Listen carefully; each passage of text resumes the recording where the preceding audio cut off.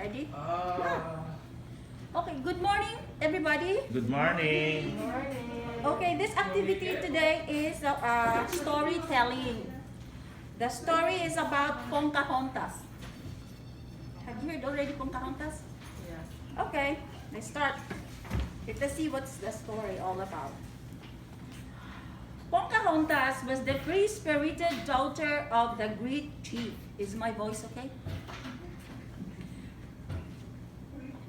I'll repeat. Pocahontas was the free-spirited daughter of the great chief, Powhatan. One day, she stood on the cliff looking out over the land while her companions fleet, a lively hummingbird, and Miko, a curious raccoon. She kept thinking about a strange dream she'd had. Suddenly, Pocahontas heard her best friend Nakoma calling, "Pocahontas, your father is back." Hurrying home, Pocahontas wanted to tell her father about her puzzling dream. But before she could speak, Powhatan smiled and said, "Kukum has asked for your hand in marriage." Pocahontas did not want to marry the stern Indian warrior. She believed she was meant to follow different path. Confused, Pocahontas made her way to a beautiful glade in the forest. It was the home of a wise tree spirit called Grandmother Willow. Pocahontas told Grandmother Willow about her dream. "Right in front of me is a spinning arrow. It spins faster and faster until suddenly it stops. What does it mean?" she asked excitedly. The gentle tree replied, "Spirit live in the earth, the water and the sky. Listen her, your heart, and they will guide you." This is Pocahontas. She went to the grandmother. The grandmother is like a tree. They are very spirited people. As the wind began to blow, Pocahontas climbed high up in Grandmother Willow's branches to listen. In the distance, she saw what looked like strange white clouds. The clouds that Pocahontas saw were really the huge white sails of an English ship. The men on board had come to the New World in search of riches. When the ship was anchored, Governor Ratcliffe told the brave John Smith that he must be on the lookout for Indians. "If there are any Indians out there, I'll find them," answered Smith. This is John Smith. This is Governor Ratcliffe. They came from England people. So they searched for riches. And this is Pocahontas. All right. John Smith hurried off to explore the wonderful new land. He did not know that Pocahontas and her friends were watching his every move.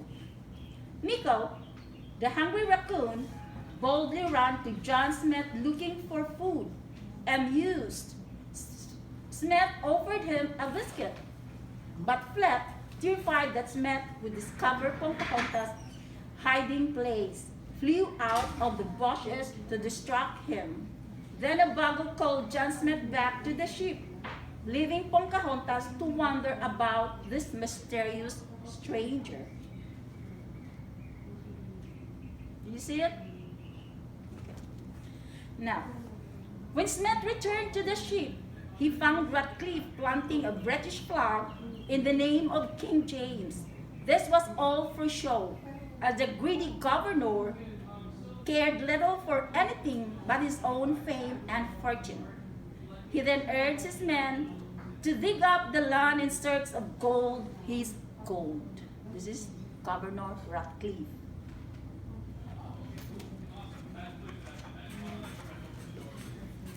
Soon, John Smith returned to the forest. Sensing someone's presence, he edged closer to a nearby waterfall. He hid himself and waited quietly. Then, stepping out onto a rock, Smith came face to face with Pocahontas. Startled, the two stared at each other for a very long time. They came out.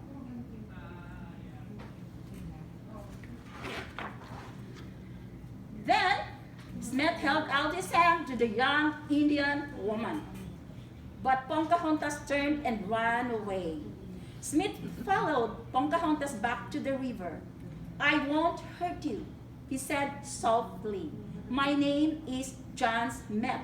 What is your name?" "Pocahontas." Meanwhile, the settlers were busy digging up the land. The Indians watched from the bushes when the settlers discovered them. An Indian was shot. Kukum carried his wounded friend back to the village where an angry Powhatan ordered to gather a war party. "These strange men are dangerous," he cried. When these people digging the land there for what's they gonna dig there, they didn't know that the Indian men are watching them. And then one of the Indian men was shot. At the same time, Pocahontas and John Smith were becoming friends. Smith even let Miko have his compass. "It tells how to find your way when you are lost," Smith explained. "There's so much we can teach you," he told Pocahontas. Pocahontas grew very angry. She led Smith through the forest, opening his eyes to the beauty of nature. "Every rock, tree, and creature has a spirit which we must treat with kindness," Pocahontas said. Smith was moved by the love in Pocahontas' heart. Suddenly, they heard drums in the distance. "I must leave," she said. Smith returned to the settlers' camp, but he was determined to save Pocahontas again.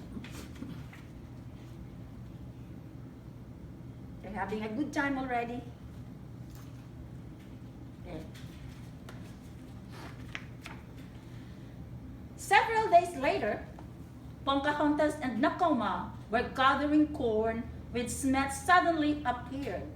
"Please don't tell anyone," Pocahontas begged Nakoma as she and Smith walked into the forest. Nakoma agreed but was worried for her friend's safety. Who is his friend? John Smith. Pocahontas introduced John Smith to Grandmother Willow. Then they made plans to meet later that night. After he left, Pocahontas explained to the grandmother Willow that something inside was guiding her toward John Smith. "Perhaps it's your dream," the wise tree said. "Maybe you found your pot child." Pocahontas thought about her dream all the way home. But when she arrived in the village, she was shocked to find the Indians preparing for the war. That night, Pocahontas went back to the enchanted glade. She didn't realize that Kukum had followed her.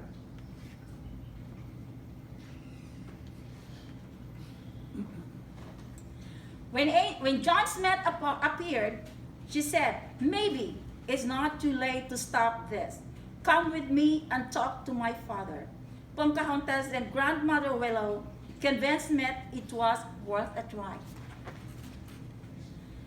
But when Kukum was Pocahontas with the enemy, he rushed into the glade and wrestled Smith to the ground. Suddenly, Smith's friend Thomas, who had been sent by Ratcliffe, stepped out of the bushes and shot Kukum. "Thomas, get out of here," begged Smith as the Indians dragged him off. Thomas ran back to the settlers, come to tell Ratcliffe what had happened. He went to rescue John Smith. Powhatan ordered Smith to die at sunrise.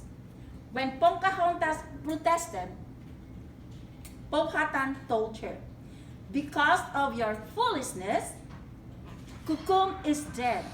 You have shamed me." This is what happened. They were encountering. Just imagine it, the story. And then, desperate, Pocahontas went to see Grandmother Willow. Suddenly, Miko handed Smith's compass to Pocahontas. She saw the arrow from her dream spinning faster and faster. Then it stopped. Pocahontas looked where it pointed and saw the sunrise. I'm afraid it's too late, Grandmother Willow. What can I do? Let the spirits of the earth guide you. The wise old three answered. Pocahontas was like the wind to Smith's side.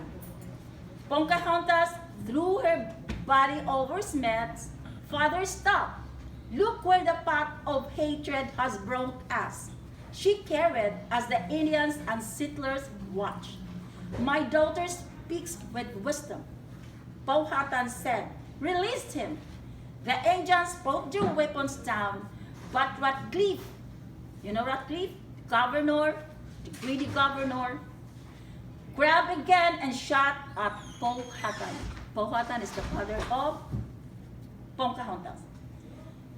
Smith threw himself in front of the Indian chief and was wounded by bullet. Because when Governor Ratcliffe shot Powhatan, but John Smith threw her body over the Powhatan. And instead of Powhatan shot, it was John Smith. And John Smith was wounded. Choking back tears, Powhatan watched as the injured John Smith prepared to return to England without her.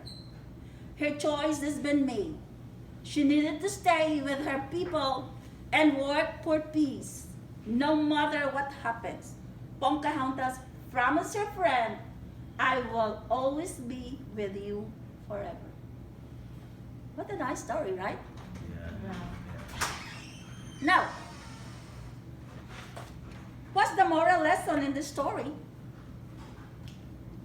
Okay, I can give you some example. I think we should not put any anger in our hearts. Yeah. Because a person always angry is not healthy. If you have no control of your negative emotion, you can do something that you might regret at the end. So what we should do is you think first before you do action. So that's it. Because back to the story, Pocahontas grew with anger. All of their, group, the Indians, were all angry. They just believe in the nature, but they are angry, the people. So that's what happened. When the father realized that her daughter is correct, or he's right when she said, no, this is what happened to us because we were brought up with anger. So nobody listened anymore. So that's it. It's so sad, the story. And now, I want to ask you, is John Smith and Pocahontas they live happily ever after? No. Yes. No. Why? Because Pocahontas decided to stay with her people and to work for peace. Then maybe she will do something that anger is not good. Okay, I think that's all. All right. Story for today. Thank you. Thank you. Thank you.